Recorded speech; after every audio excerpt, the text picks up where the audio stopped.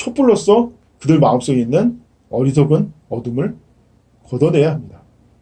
그렇지 않다면 촛불은 결국 총뿌리가 될 것입니다.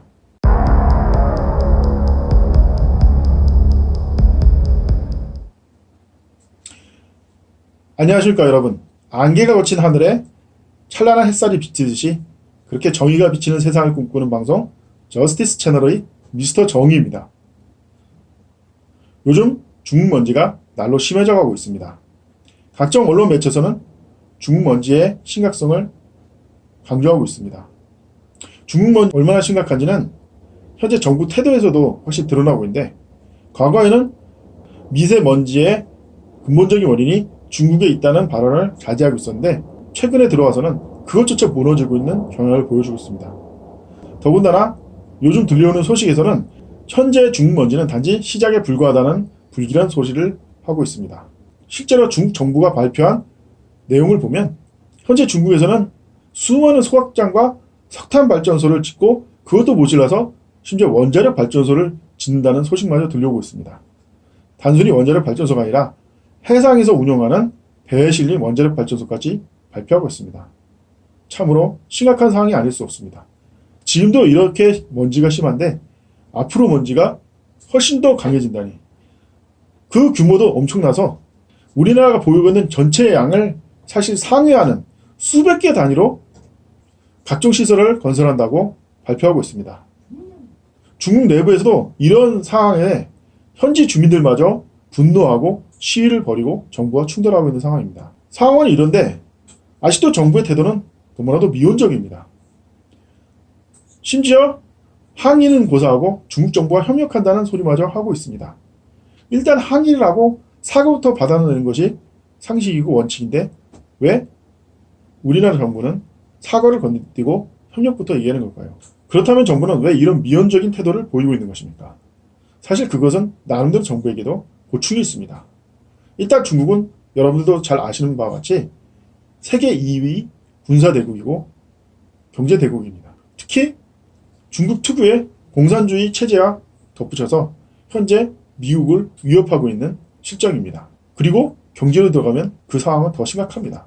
왜냐하면 우리나라 경제를 떠받치고 있는 수출의 상당수가 중국으로 수출되고 있습니다. 중국이 우리나라 제품을 이렇게 많이 수입하는 첫 번째 이유는 아이러니하게도 현재 우리나라에 불어닥치고 있는 그 먼지를 생산하는 수많은 공장을 돌리기 위한 원자재입니다. 각종 부품과 원자재를 사들여서 공장을 돌리고 그걸로 중국 경제를 떠받치고 있습니다. 그 말인즉슨 우리의 요구대로 먼지를 줄이려면 공장을 상당수 멈춰야 되고, 공장을 멈추면 중국 정부의 반발과 항의도 있겠지만 무엇보다 우리나라 수출 자체도 타격을 받게 되는 것입니다. 그렇기 때문에 정부가 대처하기에 너무나도 곤란한 상황입니다. 그렇다면 어떻게 될까요?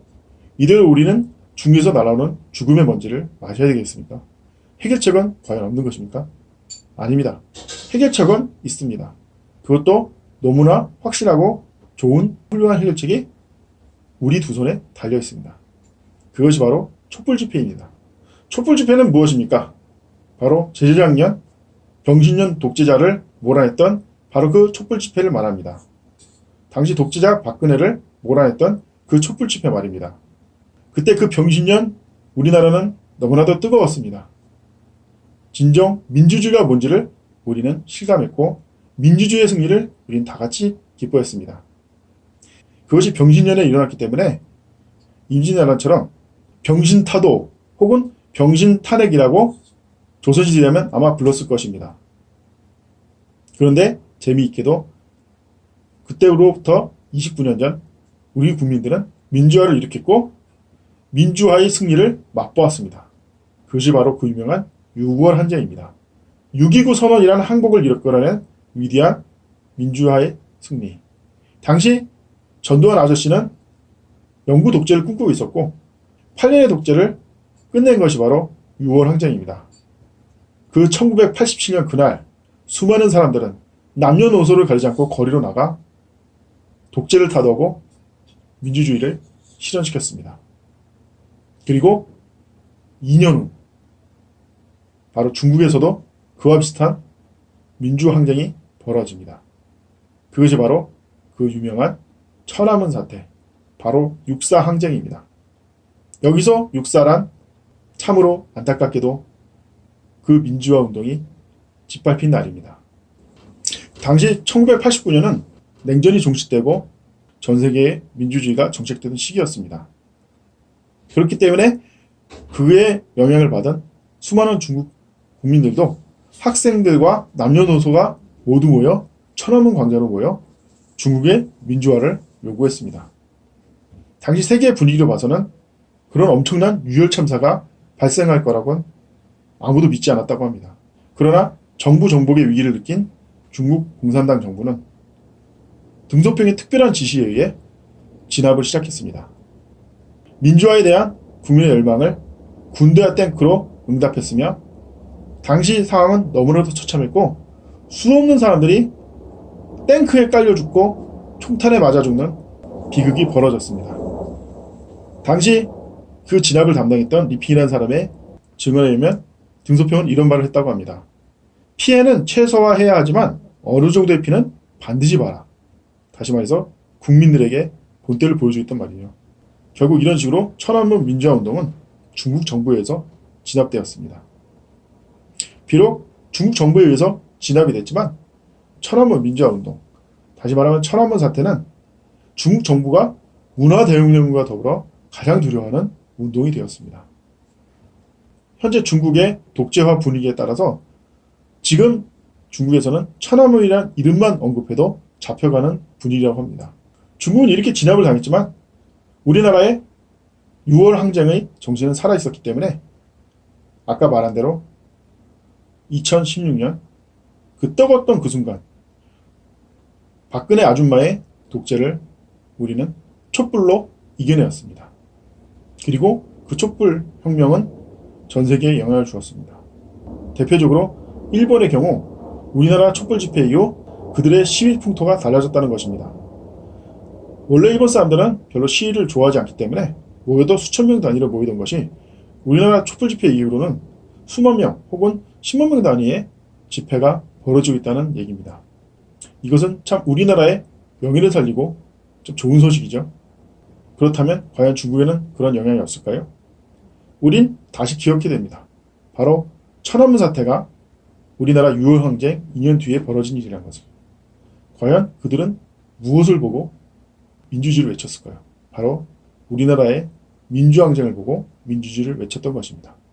그리고 우리가 다시 촛불 집회를 시작한다면 그것은 중국 국민들에게 비출 것입니다. 그것을 현재 중국 정부는 가장 두려워하고 있습니다. 사실 촛불 집회는 우선 중국 정부나 중국 국민이 아닌 우리나라 정부, 다시 말해서 문재인 정부에 필요합니다. 왜 문재인 정부는 요즘 무력하고 심지어 언론을 탄압하는 독재주의로 흐르고 있다고 비판을 받고 있는 것입니까? 심지어 그런 문재인 정부의 일탈을 보고 어떤 사람들은 공산주의라는 말까지 쓰고 있습니다. 사실 그것은 당연한 것입니다. 애초에 문재인 정부는 촛불로 일어난 정부입니다. 촛불로 일어난 정부이기 때문에 계속적으로 촛불을 떼어주지 않는다면 힘을 얻을 수 없고 계속적으로 촛불을 비추지 않는다면 어둠 속에 헤맬 수밖에 없습니다. 다시 말해서 지금 문재인 정부는 힘이 필요하고 무엇보다 촛불의 빛이 필요합니다. 우린 먼저 문재인 정부를 향해서 촛불을 들어야 됩니다. 지금 시작하고 있는 개혁이 완수될 수 있도록 특히 요즘 일어나고 있는 승리 사건과 같은 그런 수없는 게이트들이 이제는 단순히 묻히지 않고 진실이 사회에 확실히 드러나고 관련자들이 처벌받는 올바른 개혁을 국민들은 요구할 수 있습니다. 그것을 위해서 가장 필요한 것은 촛불 집회입니다. 또한 현재 자꾸 독재주의 흐르고 인터넷을 억압하고 구글을 통제하고 유튜브를 차단한다는 그런 오만한 발상 또한 촛불로서 그들 마음속에 있는 어리석은 어둠을 걷어내야 합니다. 그렇지 않다면 촛불은 결국 총뿌리가 될 것입니다. 중요한 사실은 우리는 이제 중국 정부에 대해서 미세먼지, 중국발 미세먼지, 이 죽음의 먼지를 해결하라는 촛불 시위를 시작해야 됩니다. 그것이 가장 중국 정부에 압박을 가할 수 있는 수단입니다. 그러나 분명한 사실을 우린 잊어서는 안 됩니다. 우리가 하는 촛불은 우리만 살고자 하는 그런 촛불이 아닙니다. 현재 중국발 미세먼지에 가장 고통받고 있는 건 한국인이 아니라 바로 현지에서 먼지를 맡고 있는 현지 중국인들입니다. 저는 우리나라에 먼지가 올 때마다 항상 생각합니다. 아니, 바다 건너에 살고 있는 나도 이렇게 먼지 때문에 괴로운데 현장에서 먼지를 맡고 있는 그 중국 사람들은 도대체 얼마나 괴로울 것인가. 저는 그 먼지를 맡을 때마다 중국인들의 생존과 안위가 더 걱정되고 있습니다. 그렇습니다. 지금 중국발 미세먼지의 핵심은 단순히 환경 문제도, 단순히 경제 문제도, 정치 문제도 아닙니다. 이제는 생존의 문제입니다. 지금 중국인들은 생존의 위협을 받고 있습니다. 그럼에도 불구하고 중국 정부는 그 중국 국민들의 생존에 눈을 돌리고 있습니다. 그 이유는 간단합니다. 생존보다 다른 것을 더 우선시하고 있기 때문입니다. 물론 그런 중국 정부의 마음을 어느 정도 저는 이해하고 있습니다. 뭔가 위대한 중국, 뭔가 부유한 중국, 뭔가 강력한 중국, 그런 것을 꿈꾸는 자체는 어떻게 보면 당연한 것일지도 모릅니다. 그러나 생존이 가장 중요한 것이 아니겠습니까? 지금 얼마나 생존 위협받고 있는지 아마 중국 정부에서는 인식을 못하고 있는 건 아닌지 걱정이 됩니다. 이 정도는 참을 수 있다고 생각하는 건 아닌지요. 하지만 그들은 기억합니다. 자기네들이 에어컨 빵빵한 차에, 에어컨 빵빵한 집에, 에어컨 빵빵한 사무실에서 근무할 때 국민들은 먼지가 휘날리는 거리에서, 공장에서, 사무실에서 그들이 만들어낸 먼지를 흡입하고 있다는 그 사실 말이죠. 물론 다른 것들 다 중요합니다. 그것은 국가 간의 경쟁을 통해서 해결할 문제죠. 하지만 생존은 틀립니다. 생존은 누구 하나의 문제가 아닙니다. 사실 우리도 잘못했습니다. 경제를 생각해서 중국 먼지를 방치했기 때문에 사실 그 피해는 아이러니하게도 중국 국민들이 더 많이 지고 있습니다. 이제 우리는 어떻게 되겠습니까? 분명한 것은 이제는 혼자만 사는 시대가 아니라는 것입니다.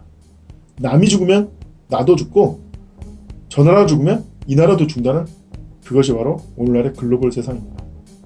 그렇기 때문에 중국에서 만든 공해물질이 우리나라에 넘어오는 것이고 다른 나라에서 만든 공해물질이 또 중국으로 넘어가는 것이 아니겠습니까? 이제는 함께 고민하고 함께 생각하고 함께 양보하는 시대입니다. 특히 더 중요한 것은 이 세상에 생존보다 중요한 것은 없습니다. 중국 국민들의 삶과 생명을 소중히 여기는 정부가 되기를 중국 정부에게 강력하게 요청합니다. 그러므로 우리는 촛불 집회를 시작해야 됩니다. 이 어둠에 정의의 빛이 내리도록 우리는 다시 한번 우리가 할 수 있는 최선을 다해서 촛불을 들어야 된다고 저는 강력하게 주장합니다. 감사합니다.